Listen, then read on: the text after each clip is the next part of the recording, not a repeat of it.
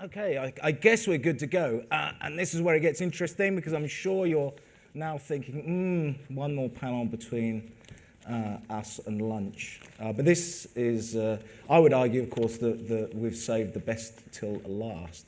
So you've had a lot of innovation thought leadership. You've just had an excellent panel talking about the enablers and so on.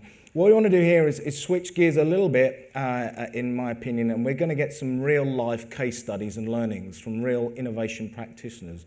People who have done the hard yards in doing innovation and R&D in Brazil. So we're going to get some insights, some learnings from people who've been there, done it, and certainly have got some great stories to tell us. So I'm looking forward to some great stories from this esteemed and brilliant panel.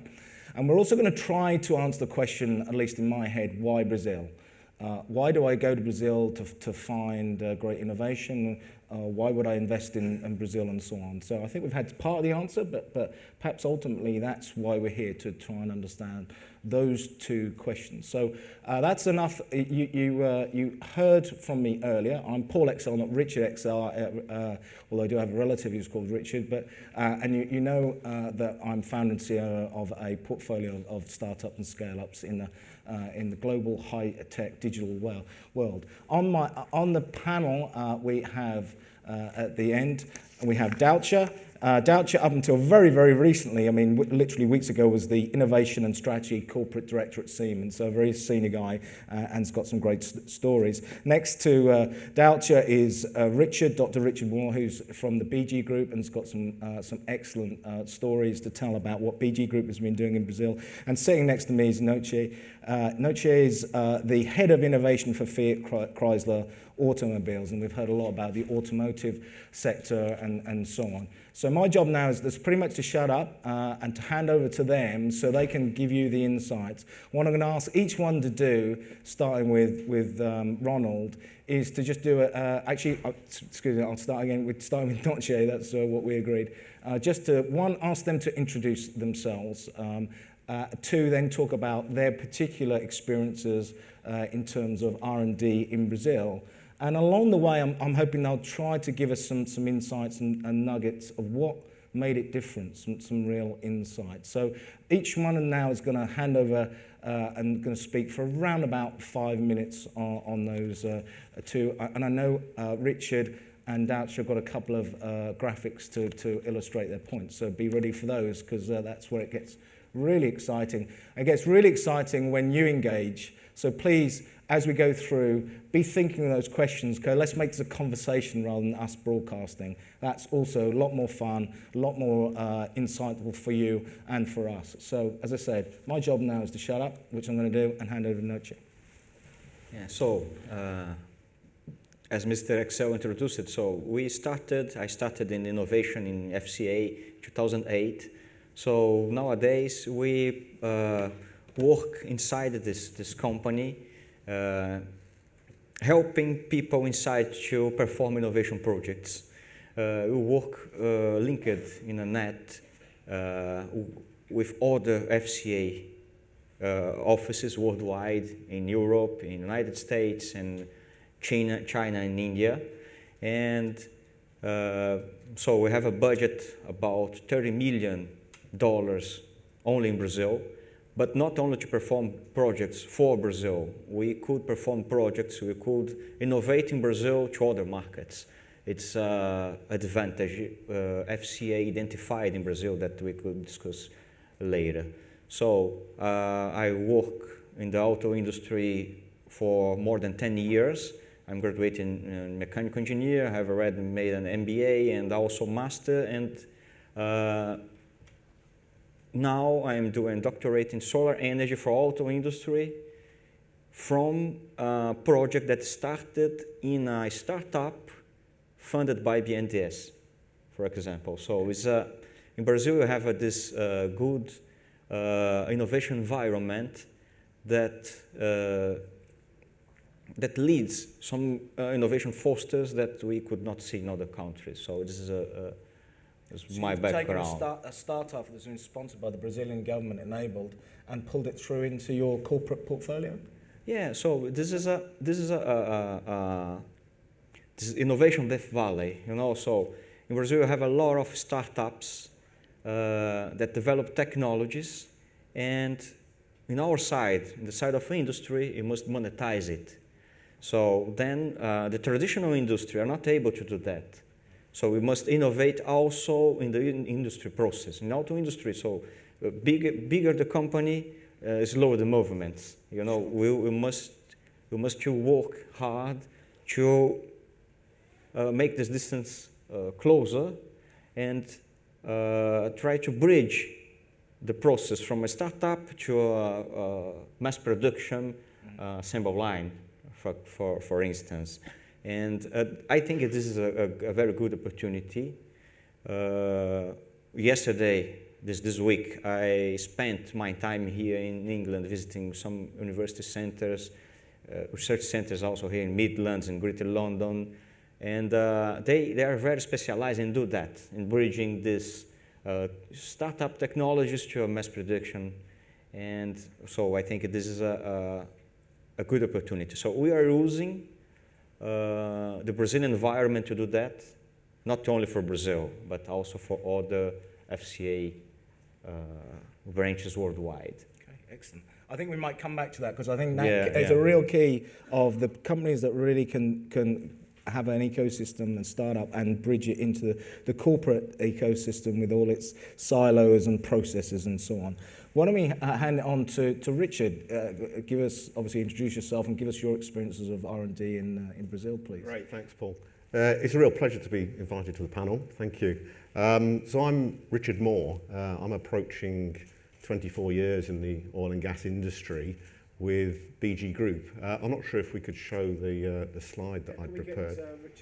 Fantastic, thank you. Super. And by the way, the clock is not counting down, so I'm not sure if time's standing still for you, but it's standing still officially to the clock. So can someone in the organiser just wave at me when we're getting close to lunch, because I'm sure people want to do that. So sorry, Richard. Great, thanks. So BG has been active in Brazil since 1994, exploring and developing and now producing oil with our partner, particularly from the pre-salt play of the Santos Basin, which you may have heard about.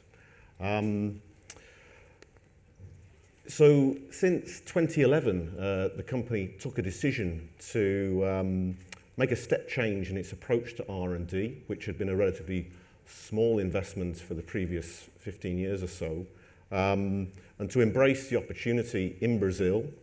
And that prompted us to plan a new building, a global technology center that would look after our global R&D activities, and we would put that into Brazil in Rio de Janeiro. Our approach in Brazil is very much one of open innovation. Because we don't have a long history of research and development, we were in a great opportunity to look at a model that would work for us. So we're largely working through partnerships. So the last 4 or 5 years has been largely about making connections and building partnerships and finding research groups and researchers that we can work with on a long-term basis. You know, we have an obligation to invest in R&D in Brazil. 1% of our gross revenue from production is to be invested in R&D. And so we're in it for the long term, and the partnership model works very well for us. In that time, we've initiated probably more than 30 projects in Brazil. And the ones on the screen are showing just some examples, and they relate to our current focus areas going forward. So we're focusing on subsea engineering in the top left, and then going around in a clockwise direction, enhancing oil recovery from carbonate reservoirs. This is very pertinent to the Santos pre-salt. Gas innovation and sustainable gas. This is working with with University USP in partnership with the Sustainable Gas Institute at Imperial College here in London. And lastly, looking at geosciences, and the key project there is enhancing research in geophysical processing using a new built supercomputer, one of the fastest machines in South America, which is now up and running. So I will come back to some of these projects to field some of your questions and use them as examples. A common aspect of all of them is knowledge transfer into Brazil. We're very lucky to have partners elsewhere in the world who've got an enthusiasm for engaging in Brazil and supporting these projects. A second common aspect is one of co-funding, and many of these have been achieved through alignment with federal and state funding agencies to create the projects and get them to the state that they are today. I'll leave my introduction. Awesome, that's great, Richard, and really good stuff. And then just say some things, some questions certainly on my mind about what made those difference. And I love the open innovation partnership, long-term joint skin in the game sort of model that you seem to be running. So we can investigate that. But last but not least, let's get Dalsha to introduce himself. And tell us a little bit about his experiences over an illustrious career on innovating and R&D in Brazil. Over to you, Dalsha. Okay, I'm also very happy to be here at this event regarding the possibility to speak how to innovate in Brazil, how multinational companies can innovate and should innovate in Brazil. I worked over 30 years at the Siemens Group. I retired 2-3 weeks ago. The last 10 years mainly at the Innovation Management and Strategy Department. And Siemens was founded 110 years ago at Brazil. And at the moment we have a lot of factories and R&D centers in Brazil, 14 factories and 8 R&D centers in Brazil. I also worked as CEO of one of these groups in Brazil. 5 years I was not at the group. I was CEO of a telecommunication company and also founded, let's say, a public international innovation center to help companies in Brazil to begin their R&D activities. Perhaps we can show the slide, please, if it's possible. We created in Brazil, in our Siemens Group, let's say a central corporate department to help the different divisions and business units to do R&D. As the title of this event is Innovate in Brazil with S and not with Z, I let the words in Portuguese, but only to be very quick, this corporate group helps the different units and R&D centers to do the innovation management, so to define, to create, to look to the future regarding decisions of in which direction they should innovate. We also help them in the intellectual property and normalization issues. We help them with the strategy, how to implement their specific demands and their specific roadmaps. And at the end, we also work on special projects with like rare earths or advanced industry, which are very new and which there's no owner at the beginning, and we help them to create and new business units, and to take on these projects. Next one, please. In Brazil, as I said, we have 14 factories. This is one of this factory in Jundiaí, nearby São Paulo, where we have in this site 3 R&D centers. Only to show you a picture. Next one, please. This is one of our special projects. We convinced our headquarters to do in Brazil. It's a specific transformer which is water resistant. You will ask me why water resistant, because some years ago we had a lot of floods in São Paulo and other cities, so we make these special transformers to resist, and also it's oil free, so there is no oil in this solution. And as it was mentioned, here's also an open innovation project, but we have a lot of partnership with universities and with other big companies like 3M to develop the specific materials for these solutions. I think this is one more. Next slide, please. I think not. So I want to stop here. only to give you this idea of having a big multinational company who decided and is still working in Brazil with university, with external partners, and have a lot of R&D centers, and really bet that Brazil will always be a very good choice for innovation. Fantastic. Again, out to the audience, be thinking of questions. I've got a couple. Specifically, why? I mean, all of you are senior directors in very big, large, global multinational companies, with extensive. Why Brazil? I mean, what made you go to Brazil? What made you think of going to Brazil on an ongoing basis, rather than, I mean, any of the other BRICS or Ghana or Turkey or Asia or what's the secret about Brazil? Why does it make it a good investment? Maybe I'd start with yourself, Dausha, and then. Can I begin? Yes. In fact, it is not a only question. Let's say, unique answer for this question, because Siemens Worldwide has R&D centers in all countries. Let's say we have almost, I think, 300 R&D centers worldwide. But why Brazil in this specific examples I gave? I like very much the statement of John Stopford, who wrote an article in 2007. He said there are two types of multinational companies. There's the home-based leadership companies, which always have the strategy coming from the headquarters. So they look to some countries like Brazil for the, as it was mentioned here, for the counterparts, for the fiscal benefits. They want to go to the market in Brazil and do R&D because of some, let's say, obligations, so on, and then they see that it's an advantage and they continue doing this.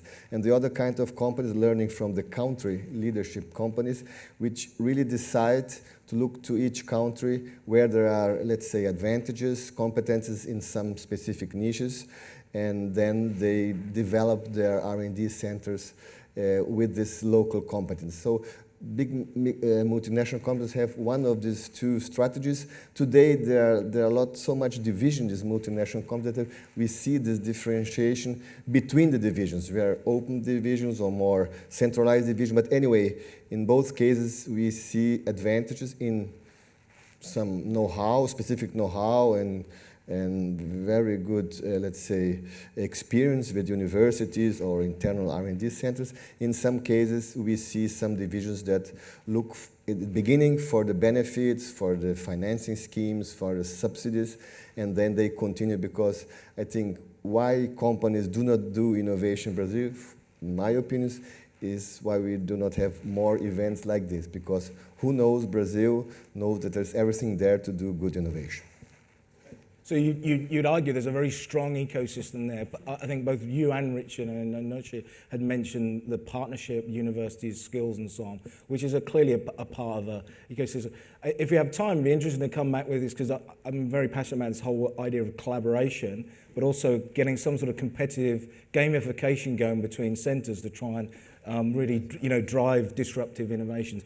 Richard, really be interested in your insights to, why Brazil and what made, in particular, what made these projects successful, the ones that you mentioned. Well, all of the key elements are there in Brazil.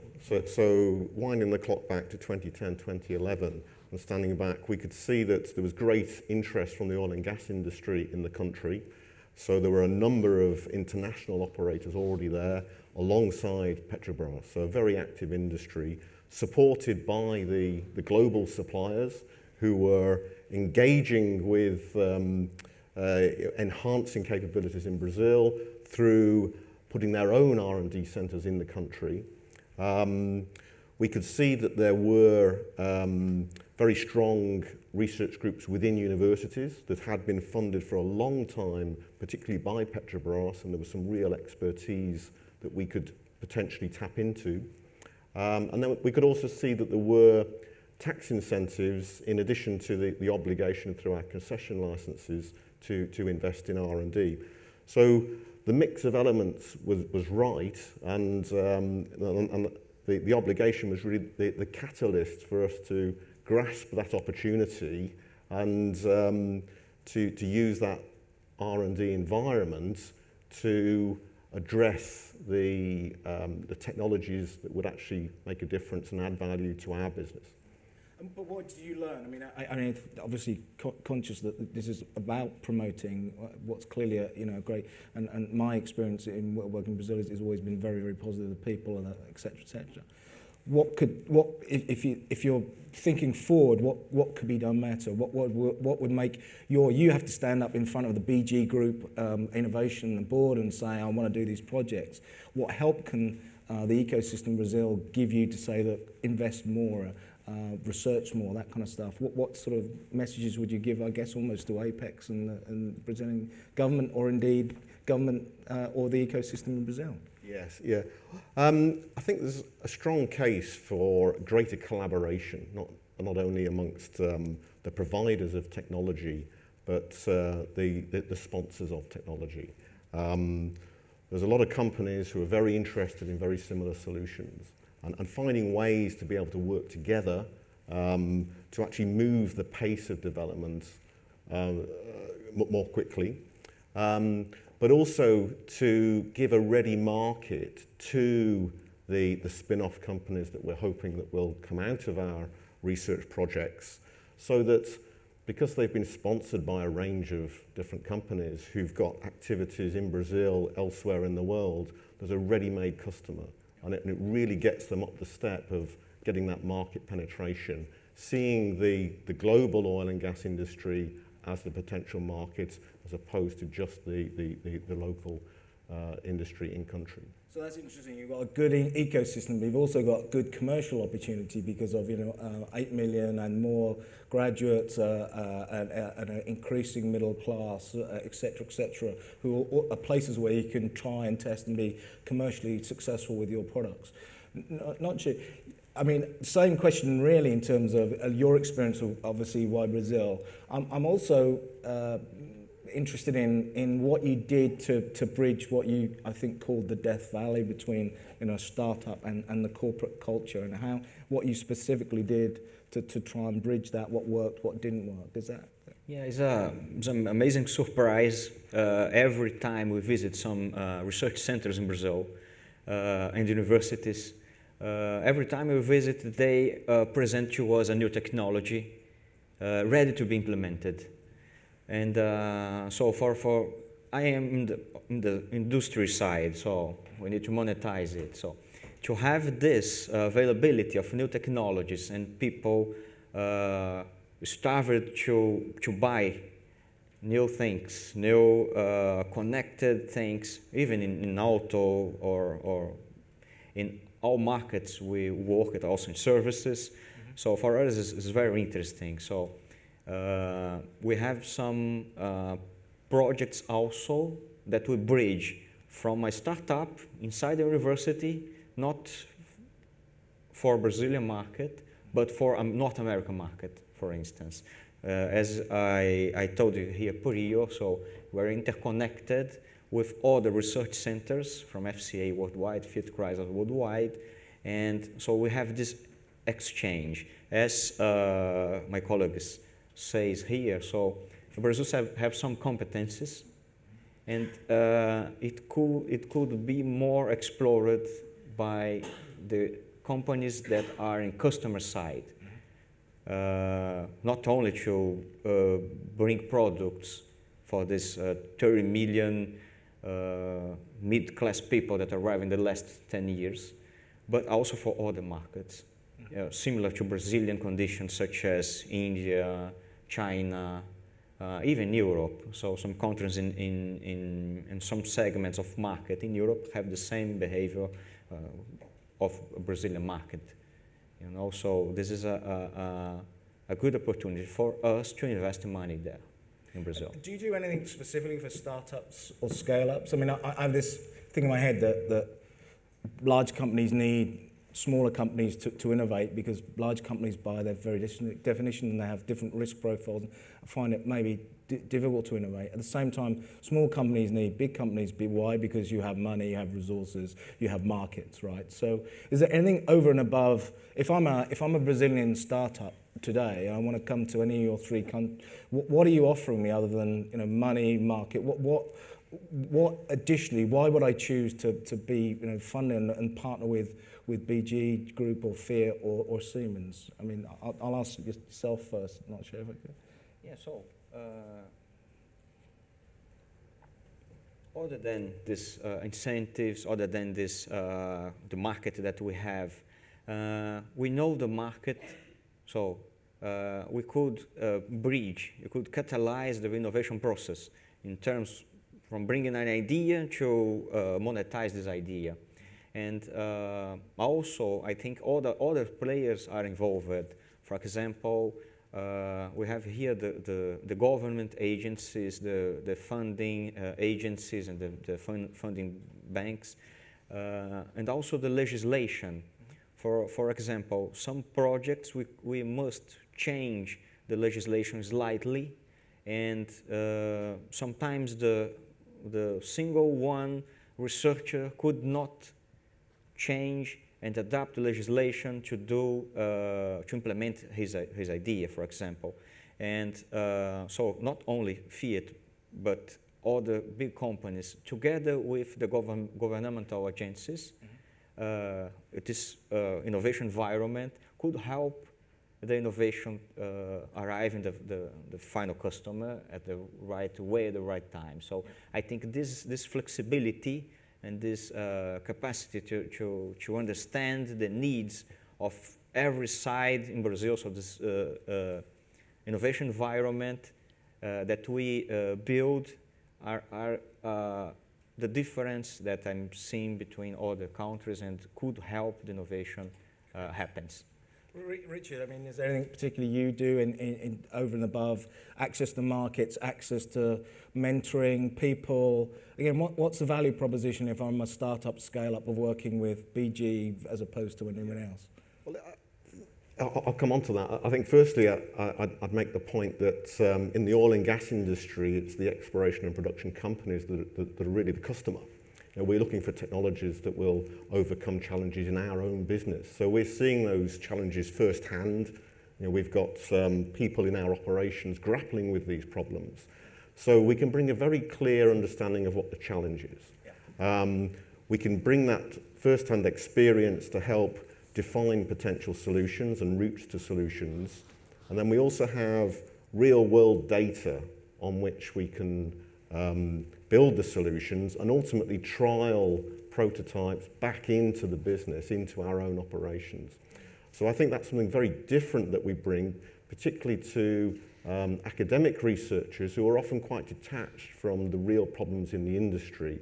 They have the vision and they can see how their ideas might be applied, but we need to really bridge the gap of let's understand the problem first and use that.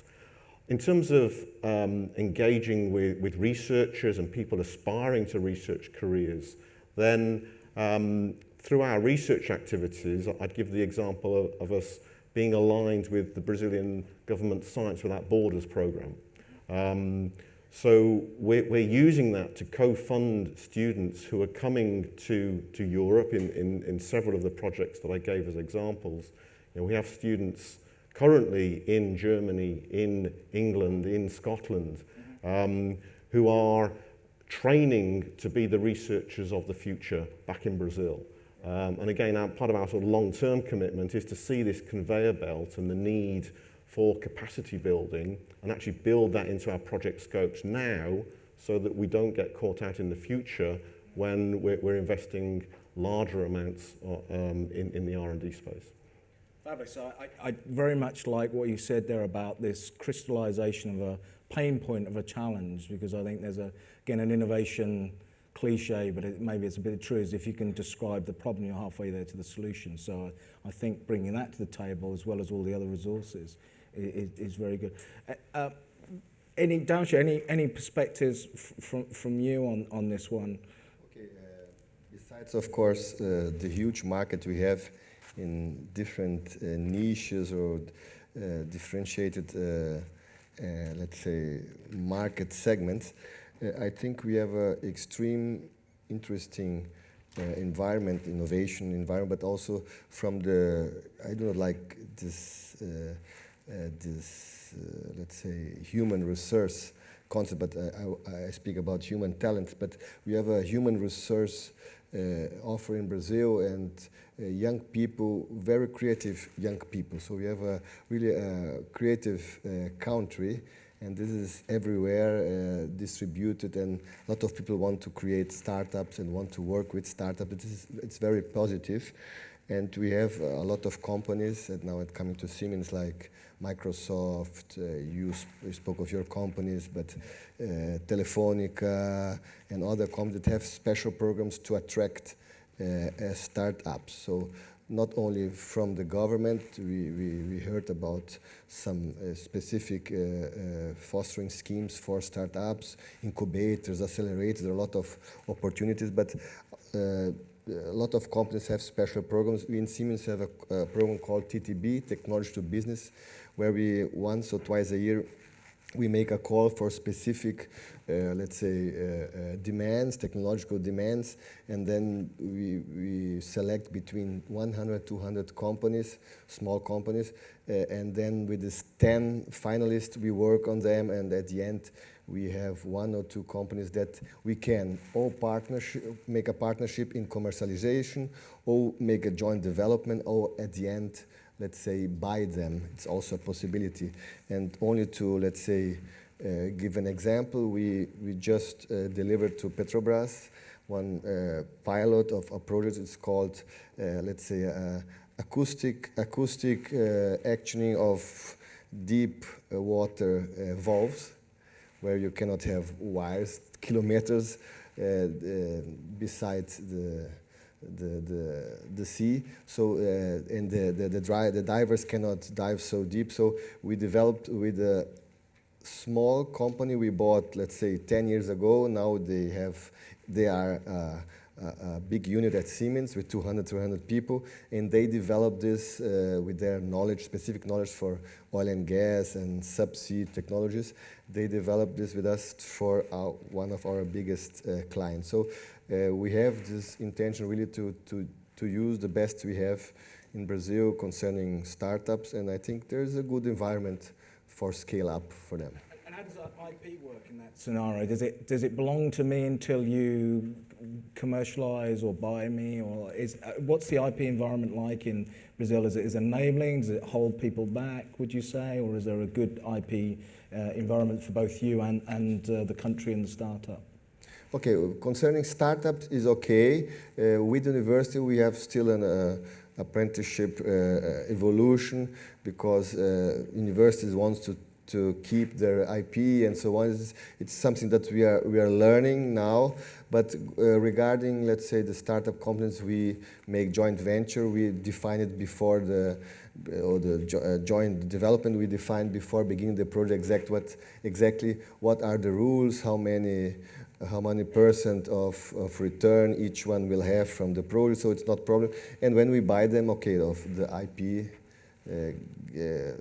will be ours. So regarding startups, we have no IP problems, because there are some very interesting foundations in Brazil, like in São Paulo, FAPESP, which gives subsidies to small companies, and there's a lot of experience last 20, 30 years in IP relation between startups and this foundation, which we assumed and almost make a copy-paste for this rule. So I think we can manage the IP issue with startups without problems. But with universities, it's not so easy. And if I think I've got a bit of hot technology that I've developed here or in South Africa, but I want to collaborate now with Brazil, it's appropriate.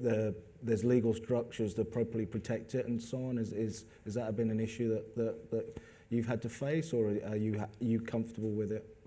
I guess, Richard. I think it's a common issue on all projects, and we take it on a project-by-project basis, looking at an IP strategy that works for that particular development.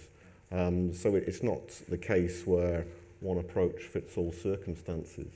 Typically, working with universities in Brazil, we're sharing IP, but I think the really it really helps to have the flexibility to be able to negotiate on IP amongst the partnership to come up with the model that works best for all the participants. Okay, so no one size fits all, and you sort of innovate the way you innovate, as it were, might be perhaps a way to.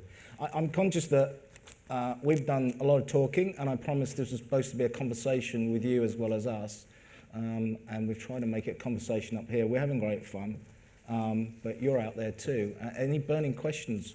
You've got three brilliant panelists who have actually gone the hard yards in Brazil and learnt some lessons, and a great resource for you to get some insights from. Any questions? Hey, we've got some gentleman at the back, I can see. And is that a yawn or yeah, it's a question. It's a yawn, and so you, sir, and then you, sir, and then yes. So please. Thank you, sir. Müller von Kralik, Webasto Automotive Company. I have two questions, especially with regards to the statements of Signor Noce as well as you. Clearly, innovation is a global task in this global international competition, and therefore not only a problem in Brazil, but it's an international problem. And therefore, if we innovate with Brazil, maybe in Brazil, but it's always not only in Brazil. Second thing is, companies who are not yet existing in Brazil are most likely European mid-sized companies. I think the large European companies are already existing since a long time in Brazil, and they have their R&D centers. If new companies want to move to Brazil or even start up in Brazil, they will not have an R&D center. They have maybe 1, 2, 3 engineers, but that is not enough to have an R&D center and therefore get support from governmental institutions. I think this is also maybe a problem which has been existing with the Innova Auto program until now. And the question is, do we believe we will now get an Innova Auto 2? And how could Brazil support especially the startup of mid-sized companies, either local ones or even coming into the country, to support this Innova in Brazil in a more efficient way than it was with Innova Auto 1? Thank you. Okay. Not sure. Do you want to, I think I would take the first one, and then the mid-sized one's an interesting one. So a few first. Yeah. Please. So I could answer both because we are merged on this theme. So Innova Auto helped the innovation in Brazil. So it's a very good policy from the Brazilian government, so that every company must invest. Auto company in auto industry must invest 0.5% of its net revenue and in R&D, in innovation, in research, or some related areas. So this is give us speed up the innovation process in Brazil, and this Innova Auto is we think is not a government policy but a state policy. So it will continue as a non-return way, you know. So it would be better and better. This is our vision about Innova Auto. And the second one is about a mid-sized company. So also Fiat. So I have a budget of about $30–40 million, and a crew about 15 people. So it's impossible to spend this a huge amount of money with 15 people. What we do is rely on research centers in universities, and I think the mid-sized companies could do also this way. So we're working with calls. We have some demands to innovate in some areas, and we open to innovation centers, to research centers, to universities, and they are open to participate and to propose, and we choose the best choice, the best project, and we invest on it. So I think the mid-sized companies could do the same way, even if they don't have a structure with more than 2 engineers there in Brazil. So even making a call from using the Brazilian agencies, or so some partner or some branch in Brazil that I think you have there, you could invest in innovation even if not having a structure there. So there are agencies that will help me if I'm a mid-sized UK-based company effectively do innovation on demand. So I don't necessarily have to make a huge investment in infrastructure. Will help me find the right people to innovate, even though I'm not as big as an IBM or a Cisco or a Fiat because you're massive. Richard, you got a view on this one? Yeah, I'd like to give two examples where we've helped small European companies come to Brazil to undertake R&D. So one is a British company, Icon Geoscience, who we contracted for an R&D project with their Brazilian entity. And we were very pleased that they were then able to go on and commission further R&D projects with different sponsors. So we sort of gave them that first encouragement to come. The second one is a Dutch company, De Groot Bril, who develop openware for geophysical interpretation. So products that we can use in our business. They're a small outfit, but again, they're developing the science into the software in Brazil, and that is then accessible by the oil and gas industry. So I think the situation does present itself and lend itself to helping companies come into Brazil. Cool. Dalshi. Regarding microphone is okay. Regarding the two questions about worldwide global competition, it will always happen in multinationals, and during this 20 years we learned how to approach this with the headquarters. So we never struggle regarding the cost of our human talents, the human resources, because once they can be expensive, once they can be cheap. Now we are cheap regarding human resources for the headquarters decisions, but we always work and define arguments like the local benefits, as we heard here, the fiscal benefits, some obligations, some subsidies, very interesting financing schemes from BNDES and FINEP we heard today.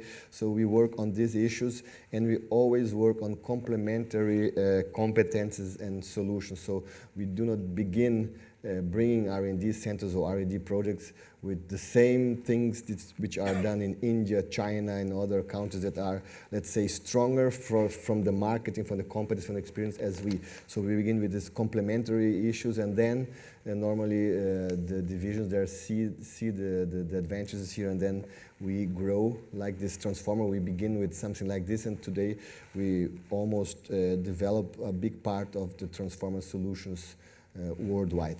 Regarding Nova Auto, I retired 3 weeks ago, but immediately I begin a long dream I had to have a new, let's say, innovation center, giving consultants to companies. We work on one of our projects in order to let's say, develop for a recent automotive company here in Brazil to get this obligation done. They have, and they also do not have too much people. So we think that to guarantee this obligation, so on, we should not begin with universities. Universities are good for companies which still has R&D centers, long time R&D centers, because with the university you should do long time R&D, basic research R&D progress. For new programs, for obligations, so as you have to be quick, it's good to work with let's say, some institutes. They are called, let's say, private innovation institutes. And with them you can work very quickly because they have a lot of experience with companies, and they then can interface with university, but you have an interface with a very quick organization. So we work with these ICTs, we call in Brazil Scientific and Technology Institutes, and we also work now with this company, as an example, with a pool of suppliers developing a brand new technology in Brazil for them, but using suppliers. So we have almost 4 suppliers interested to develop with this automotive company, which has the same obligation, was told by Noce. And with this private institute and suppliers, we are going to attend this big amount of. So in summary, quite a number of ways you can address that and Yes. so on. So And it's important also only this issue with you spoke about universal relationship. Yeah. It's we always say we have to work, but it's not easy. But should not be easy because universities should work on education, yes, on basic research, and then they can and should also work in a smaller part with companies. No. In US, is also you have some numbers. Only 7% on average of the university has the budget coming from companies with university projects. Perhaps MIT has 18%. So we work with them, but should not be all the part of the university activity. I think there's going to be a lot of people wanting to catch you at lunchtime for your rich understanding of the Brazilian marketplace. I like to the Rugby World Cup is going on here in the UK. I often consider innovation a contact sport. I mean, anybody thinks it's a soft, easy game, forget it. Sir, you had a question. Sorry, it's taken a little while to get back, and I hope we answered because there was a comprehensive question to you, sir. That's okay. Phil Newman from Anglo American. So, question for Richard, being another resource company. I understand we've got lots of challenges facing our industries, and I'm just interested. You talked about one of the advantages of understanding the challenges. How do you communicate the challenges to the kind of the innovation infrastructure that we've talked about, and how do you get that across to the partners and avoid the problem of coming up, identifying really cool pieces of technology that you then can get sidetracked trying to find problems for it to solve? Great. Well, you've brought me on to the two of the three things that I was going to say as my wrap-up, as things to take away. So one of them is around engagement. So having our Global Technology Centre in Brazil, we're able to go and see people on a daily basis and really engage and discuss and build relationships. And it's only really through that sort of face-to-face interaction that we can start to build the understanding and the trust in order to take the partnership forward. So that would be the first thing. The second aspect, I think, is having real focus and knowing when to let go of some projects when you realise that perhaps the solution isn't going to have the impact that you thought it might have. So some turnover in the portfolio is an essential aspect, I'd say. You sort of touched on the challenges to the industry. I think there's an area there around standardisation. And whilst,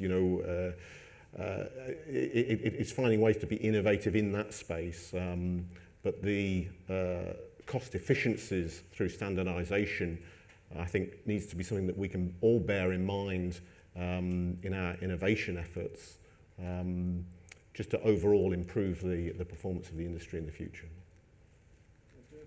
Any other questions out there? It's quite interesting. I'm really on the points you've made in both our pre-briefings and on the panel around this understanding your problem and then setting it out there. Of course, that's not what you want to do all the time. You have to have some sort of blue sky, because you just don't know what you don't know, if whatever the word or the phrase is. But I think if you're really, it very gives you some clear measurables about how you, as you say, kill projects which aren't going, or in the lean startup terminology, pivot to where you need to be, and also collaborate, get more people on to collaborate. I think that makes a difference. I'm looking at the time. If there's no questions, last questions from the audience, what I'd like to do is ask you, okay, so because I used to read Harry Potter to my kids, imagine I could wand you back 30 years, or even 20 years, 15 years. Just leave the audience with your, you've had rich experiences of innovating successfully in Brazil. What would be your three sort of insights to both the audience and maybe your younger self? Got to start with yourself, Richard? Yeah. So, as example, I could mention Brazilian people are very creative. So I use it to tell this history. Brazil faced the oil crisis as the entire world in the late 70s. And in the early 80s, Brazil started an ethanol program, the biggest biofuel program in the world at that time. Then this is very successful until the 90s. The 90s, the price of the sugar rise and the price of oil falls, and we have the inverse. So there is no ethanol on the gas tanks, but gasoline is abundant. And one time I was in the line with my father, with the uncle, and I asked my father, my father is discussing with my uncle how to convert the car that we have at that time, was ethanol car, was the ethanol fueled car, to a gasoline. Then he's already making a quotation because it's boring. Every time we wait in a line 3 hours to wait the ethanol truck arrive and to fuel. Then I asked my father and uncle, why not a car that works with the both fuels? No, this is impossible. You need the 2 carburetors, 2 engines, 2 fuel tanks, and so on. And in 2005, 2004, 2005, Brazil started the flex fuel technology. So it's a worldwide technology. It's used in the United States and also other countries.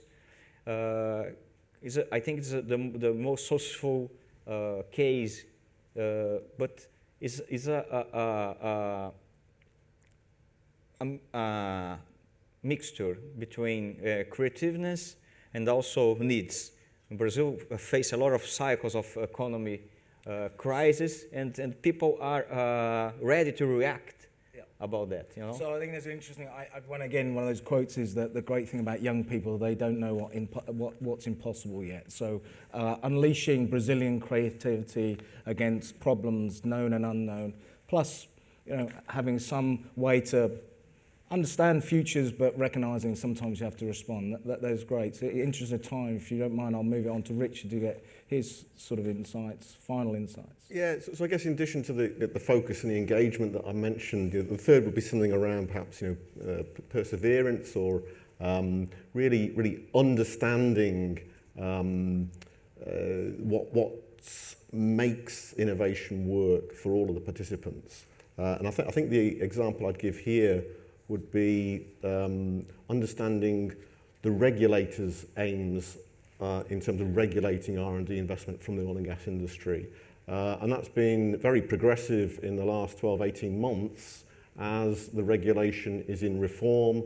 There's been public consultation on draft regulation, and the opportunity for all of the players to feed into future legislation, which I think is very, very, very positive. As a final thought, I would encourage the audience to look up at the BG Group website for some great examples of technology projects. And the one I have in mind is with a spin-out company from a university in Rio de Janeiro, who we engaged to create some geomechanics software that really helps us understand the behavior of reservoirs as we extract hydrocarbons from them. And you can read about that story on the Persistence, website. Understand all your customers in your ecosystem and what works for them, and create a commercial model that works. And take a look at the BG site, because you've got some great examples of all that in practice. Dalsha, last one. Okay, we're being flashed at. Getting together, I think everything what was said here. I think Brazil, as a lot of other countries, has a lot of specific competences, very interesting competences. Have universities and private research institutes, as I worked, very interesting ones. Has interesting fostering schemes to work, to have local factories, to have local R&D centers or local R&D projects. And I would say there are no bottlenecks, because everything can be complicated if you don't know, and if you don't know about it or don't know how to get around it, but there are no bottlenecks. Someone speak about favelas this morning. The favelas are very interesting communities. They are today highly developed. They have smartphones, they have LCD TV, so it's nothing more so frightening as perhaps 20 years ago. And we have a lot of projects with this community, so it's more a market and interesting partners as any something threatening. So I think it's important to get away from this bottlenecks or from this, let's say, images we have from Brazil. What we do not have perhaps is a good synchronism between these all elements, universities fostering schemes and competence and as we have in other countries or as the brand we have in other countries. So what we need, speaking of companies that are still in Brazil or with R&D centers or want to have R&D centers, is to have, as I showed, a central corporate department who deals with this and have a long experience, get more experience, get a lot of context that can show and teach all the business units and divisions. And if a company wants to come to Brazil, I would suggest to really begin with a partnership with a consulting company that are 3 or 4 very good companies that can tell you what we can do in Brazil, what is possible, and to which extent you can do your R&D activity here. So this is what my final words. So knowledge transfer, it seemed to me key. I'd like to thank the panel for some great insights to the reality. I'm going to hand it back to the conference chair, James, to summarise the overall conference, and then we're going to leave the stage. I suppose I asked the question, why innovate in Brazil? I'd put the question back to you, why not? So with that, can you thank our panel?